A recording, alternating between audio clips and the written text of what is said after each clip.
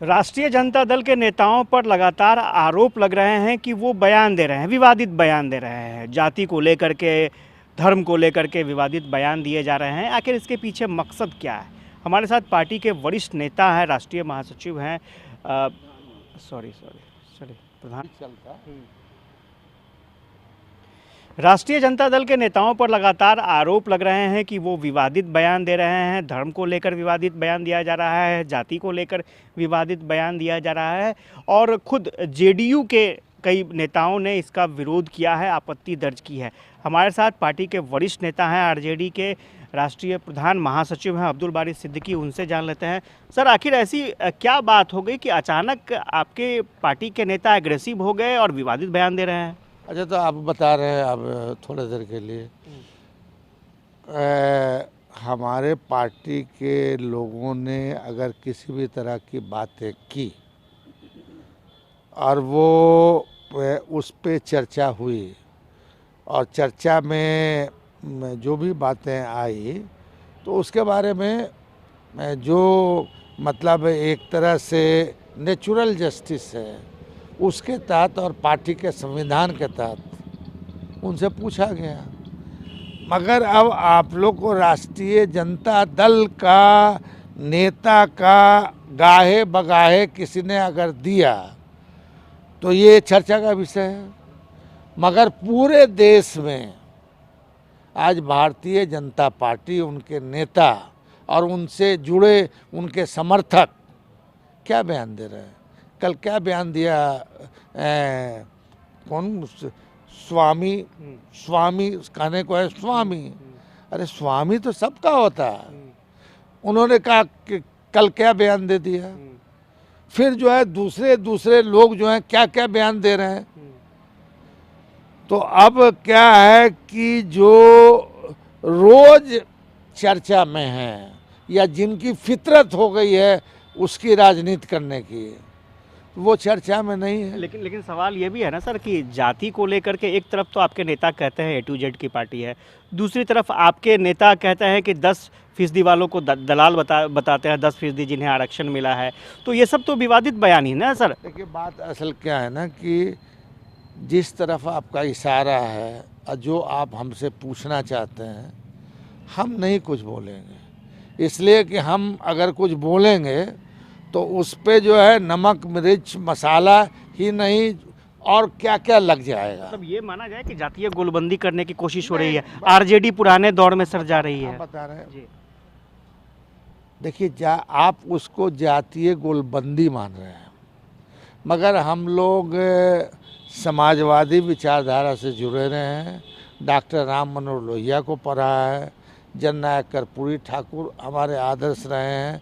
बहुत सारे राष्ट्रभक्त नेता जो रहे हैं उनके साथ मतलब उनकी आवाज़ पे जो है हम लोग जो है उसका अनुकरण करने का कोशिश किया है। तो समाज में जो वास्तविक स्थिति है, अगर कोई पिछड़ गया है तो उसको जो है वर्षों से पिछड़ा हुआ है तो उसको आगे बढ़ाने की कोशिश की जा रही है। इसको कहीं से मतलब ये नहीं है कि साहब कोई घृणा पैदा करके किया जा रहा। अब ये संविधान से बड़े तो हम हैं नहीं। संविधान ने जो अधिकार दिए हैं उस अधिकार के तहत अगर किसी को विशेष सुविधा दी जाती है तो उस पर क्या अनाप शनाप बोला जाता है, ये कभी चर्चा का विषय बनता है। यानी आप मानते हैं कि आपके पार्टी के नेताओं ने कभी कुछ गलत नहीं बोला?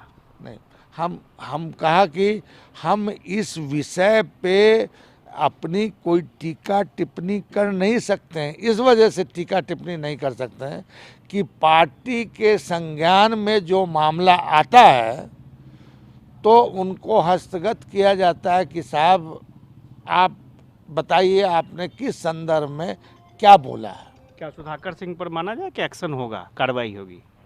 अब भाई, जब आप सब कुछ हमसे बोलवाना चाहते हैं, हम तो मतलब एक तरह से जो पार्टी के शीर्षस्थ नेता का आदेश है उसका जो हमारे राष्ट्रीय जनता दल का संविधान है, उस संविधान के तहत जो है हम उनको कोई सूचित करते हैं। और जब उनका उत्तर आया है तो जो शीर्षस्थ नेता हैं और जो हमारी पार्टी का राष्ट्रीय अधिवेशन हुआ और राष्ट्रीय कार्यकारिणी की बैठक हुई, उस बैठक में यह तय हुआ सर्वसम्मत कि किसी भी तरह के नीतिगत निर्णय के लिए राष्ट्रीय अध्यक्ष को अधिकृत किया जाता है और उनकी अनुपस्थिति में माननीय उप मुख्यमंत्री निर्णय लेंगे। तो अपनी परिस्थिति थे, हालांकि इन्होंने खुलकर कुछ नहीं बताया, लेकिन इतना ज़रूर है कि पार्टी का जो लाइन है, पार्टी के लाइन की बात इन्होंने कही है। हाँ, इतना ज़रूर है कि विवादित बयान को किस तरह से ये लोग देखते हैं, किस तरह से पार्टी देखती है, किस बयान को विवादित माना जाए, ये भी एक बड़ा सवाल है। हालांकि इस मामले पर पार्टी फ़िलहाल कोई अपना स्पष्ट रुख नहीं रखना चाहती है। रुख काहे नहीं रखना चाहती? हमने कहा कि हमारे बयान पे अगर चर्चा होती है तो इतना ही इससे रामदेव के बयान पे चर्चा होनी चाहिए, भारतीय जनता पार्टी के विभिन्न नेताओं के बयान पे चर्चा होनी चाहिए, उनकी नीतियों पे चर्चा होनी चाहिए। वो क्या नहीं बोल रहे हैं, तो आप सबको उनका बयान, मेरा बयान, सबका बयान एक साथ रख के उस पर बहस कराइए। चलिए, तो ये एक नया एंगल है कि हमारे बयान पर चर्चा करने से पहले बाकी सबका भी बयान देख लिया जाए। तो ये राष्ट्रीय जनता दल की तरफ से ये स्टेटमेंट आया। हालांकि विवादित, फिर गलत बोल रहे हैं जी। हमने ये नहीं कहा है कि साहब मेरे बयान पे चर्चा क्यों।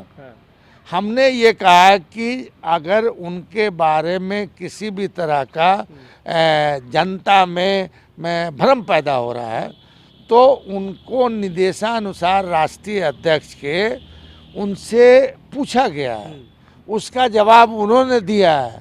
पार्टी में एक प्रक्रिया है, उस प्रक्रिया के तहत उन्होंने जो जवाब दिया है उस पर पार्टी विचार करेगी। आलोक मेहता ने जो कहा 10% जिनको आरक्षण मिलता है वो दलाल हैं, क्या उस पर भी आप लोग एक्शन लेंगे? भैया, अब आप ही लोग हमारे पार्टी का भी एजेंडा तय कीजिए और भाजपा का भी एजेंडा तय कीजिए और कार्यकलाप हमारा क्या होना चाहिए वो भी आप तय कीजिए। चलिए, तो आपने सुना अब्दुल बारी सिद्दीकी को, और स्वाभाविक तौर पर काफ़ी बेबाकी से इन्होंने अपनी राय रखी है। लेकिन हाँ, ये ज़रूर चाहते हैं कि आरजेडी के नेताओं की बयान की समीक्षा अगर होती है, लोग उस पर बहस करते हैं, तो दूसरे जो नेता है, दूसरे दल के नेता हैं, धर्म से जुड़े हुए जो धर्मगुरु हैं, उनके भी बयान की समीक्षा होनी चाहिए, उन पर भी चर्चा होनी चाहिए। ये आज के संदर्भ में काफ़ी ज़रूरी है। कैमरा पर्सन सुनील के साथ आशुतोष चंद्रा, कशिश न्यूज़, पटना।